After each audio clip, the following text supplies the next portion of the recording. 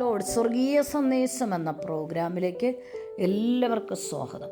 പ്രിയപ്പെട്ടവരെ, കഴിഞ്ഞ എപ്പിസോഡിൽ ദൈവം നമ്മോട് സംസാരിക്കുന്ന രീതിയും ഏതൊക്കെ മേഖലകളിൽ ദൈവം നമ്മോട് സംസാരിക്കുന്നു, ഏതൊക്കെ രീതികളിലാണ് ദൈവം നമ്മോട് ഇടപെടുന്നത്, നമ്മോട് അറിയിക്കാനുള്ള കാര്യങ്ങൾ ഏത് മേഖലയിൽ കൂടെ ദൈവശബ്ദം നമ്മോട് ഇടപെടും എന്നുള്ളതാണ് കഴിഞ്ഞ എപ്പിസോഡിൽ നമ്മൾ പഠിച്ചത്.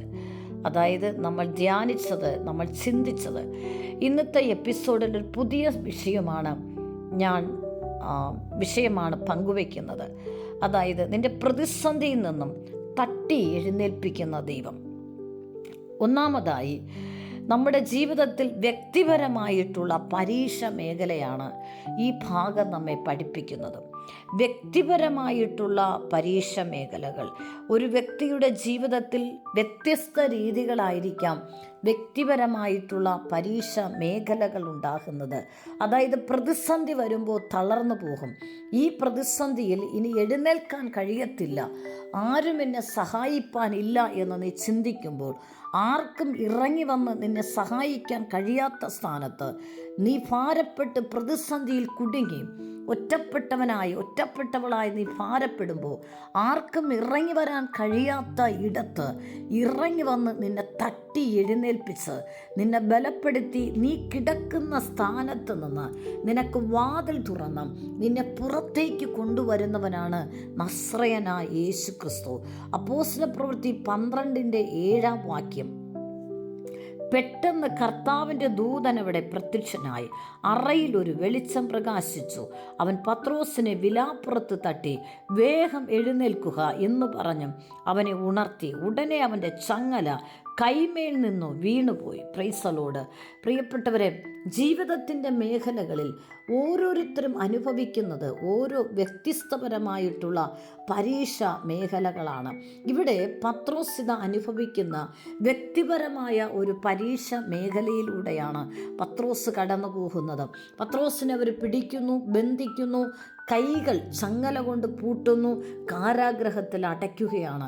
തന്നെ കാരാഗ്രഹം എന്ന് പറയുമ്പോൾ ഒത്തിരി വാതിലുകൾക്കപ്പുറമുള്ള ഒരു കാരാഗ്രഹത്തിനകത്താണ് പത്രോസിനെ അവർ ബന്ധിച്ചിടുന്നത്. പ്രിയപ്പെട്ടവരെ, അതിനർത്ഥമെന്ന് പറയുന്നത് നിന്നെ എത്ര വാതിലുകൾക്കപ്പുറം ലോകം കാണാതെ, മനുഷ്യൻ കാണാതെ, ആരും കാണാതെ ശത്രുവായവൻ എത്ര വാതിലുകൾക്കപ്പുറം അകത്തേക്ക് കൊണ്ടുപോയി നിന്നെ ബന്ധിച്ചിട്ടാലും, ഏത് അന്ധതമസിൻ്റെയും കൂരിരുട്ടിൻ്റെ അകത്ത് കൊണ്ടുപോയി ഒരു ദൈവപൈതന്നെ പിശാച് ബന്ധിക്കാൻ നോക്കിയാലും അവിടെ ഇറങ്ങി വരുന്ന ദൈവമാണ്. ഹല്ലേലൂയ. കാരണം ദൈവത്തിൻ്റെ വചനം പഠിപ്പിക്കുന്നു. സങ്കീർത്തനം 107:14 ഇങ്ങനെയാണ്: അവൻ അവരെ ഇരുട്ടിൽ നിന്നും അന്ധതമസ്സിൽ നിന്നും പുറപ്പെടുവിച്ചു, അവരുടെ ബന്ധനങ്ങളെ അറുത്തു കളഞ്ഞു. ആമേൻ. അതേ പ്രിയപ്പെട്ടവരെ, നീ ഇരുട്ടിൻ്റെ അറയിലാണോ, ബന്ധനത്തിൻ്റെ അറയിലാണോ, നീ ഒരു ദൈവ പൈതലാണോ?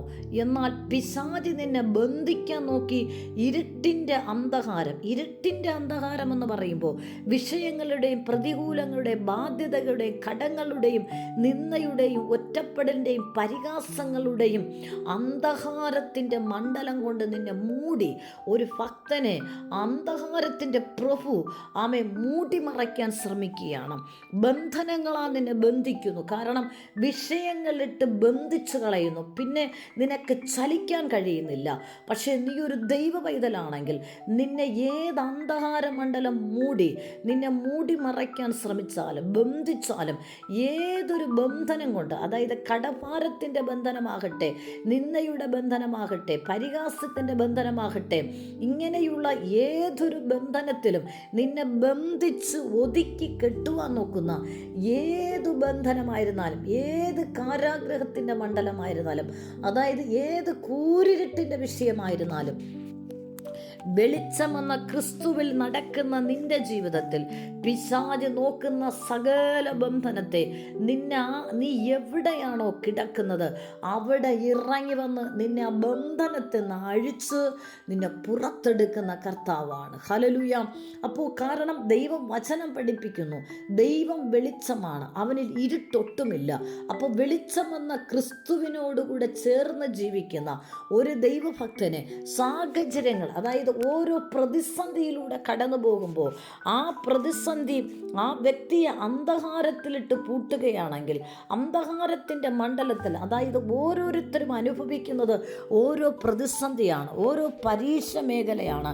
പക്ഷേ നിന്നെ ബന്ധിച്ചു, ഇനി നീ ചലിക്കത്തില്ലെന്ന് പിശാച് നിന്നെ നോക്കി വെല്ലുവിളിക്കുമ്പോൾ, ദൈവത്തിൻ്റെ പരിശുദ്ധാത്മാ ഈ വചനത്തിലൂടെ എന്നെ കേൾക്കുന്ന പ്രിയപ്പെട്ടവരോട് പറയുന്നു, നീ എവിടെ ഇരുന്ന് നിലവിളിച്ചാലും അവിടെ ഇറങ്ങി വന്ന് പിശാച് നിന്നെ ബന്ധിച്ചിട്ടിരിക്കുന്ന ബന്ധനത്തെ അഴിച്ച്, നിന്റെ മുന്നിൽ വാതിലുകൾ പിശാച് അടച്ചു കളഞ്ഞുവെങ്കിൽ ആ വാതിലുകളെ സ്വർഗത്തുനിന്ന് ദൂതൻ ഇറങ്ങി വന്ന് ആ വാതിലുകളെ തുറന്ന് തുറന്ന് തുറന്ന് നിന്നെ വാഗ്ദത്തത്തിലേക്ക് കൊണ്ടു ചെന്ന് നിർത്തുന്നവനാണ് നസ്രയനായ യേശു ക്രിസ്തു. ആമേൻ. ഇവിടെ പത്രോസിനെ ഇതാ ബന്ധിച്ച് ഒരു കാരാഗ്രഹത്തിലിട്ടപ്പോൾ സഭ ശ്രദ്ധയോടുകൂടെ പ്രാർത്ഥിക്കുമ്പോൾ, ആമേൻ, പ്രാർത്ഥനയുടെ ശക്തി സ്വർഗത്തിലെത്തുമ്പോൾ സ്വർഗതലം തുറന്നിട്ട് ഒരു ദൂതൻ അവിടെ നിന്ന് ഇറങ്ങി വന്ന് പത്രോസ് കിടക്കുന്ന കാരാഗ്രഹത്തിൽ ഇറങ്ങി വന്നിട്ട്, ആമേൻ, വന്ന് നിൽക്കുമ്പോൾ തന്നെ സ്വർഗത്തിൽ നിന്ന് ഇറങ്ങി വന്ന ദൂതൻ വന്ന് കാരാഗ്രഹത്തിൽ നിൽക്കുമ്പോൾ, ആമേൻ, കാരാഗ്രഹത്തിൻ്റെ അന്ധകാരം മാറി. കാരണം വെളിച്ചം വന്ന ദൈവം അവിടെ ഇറങ്ങിയപ്പോൾ പത്രോസ് കണ്ടു ഇരുട്ടിൻ്റെ ചങ്ങലയും അന്ധകാരത്തിൻ്റെ, ആമേൻ ആമേൻ സ്തോത്രം, തമസിൻ്റെതായ ജയിലറയുടെ അകത്ത് ദൈവത്തിൻ്റെ വെളിച്ചം പ്രകാശിച്ചപ്പോൾ താൻ കാണുന്ന ഒരു ദൂതൻ തൻ്റെ അടുക്കൽ ഇറങ്ങി വന്ന് നിൽക്കുന്നു. ദൂതൻ തൻ്റെ അടുക്കൽ ഇറങ്ങി വന്ന് നിന്ന സമയത്ത് തന്നെ ദൂതൻ തൻ്റെ വിലാപ്പുറത്ത് തട്ടി തന്നോട് പറയുന്നു, വേഗം എഴുന്നേൽക്കുക, വേഗം എഴുന്നേൽക്കുക എന്ന് പറഞ്ഞ ഉടനെ അവൻ ഉണർന്നു നോക്കുമ്പോൾ തൻ്റെ കയ്യിൽ നിന്നും ചങ്ങല വീണുപോയി. പ്രിയപ്പെട്ടവരെ, ദൈവമെന്ന വെളിച്ചമെന്ന ക്രിസ്തുവിനോട് നീ ചേർന്നിരുന്നാൽ മാത്രം മതി.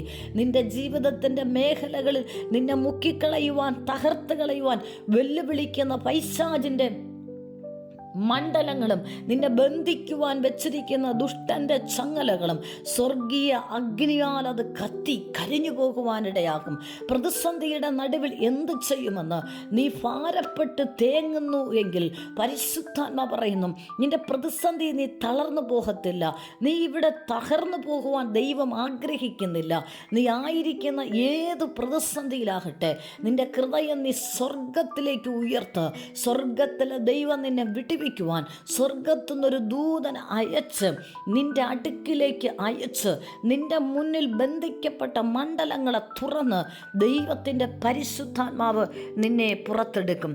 ഇവിടെ പത്രോസിന് തോളിൽ തട്ടി എഴുന്നേൽപ്പിച്ചിട്ട്, ആമേൻ, എൻ്റെ പിന്നാലെ വരാൻ പറയുകയാണ്.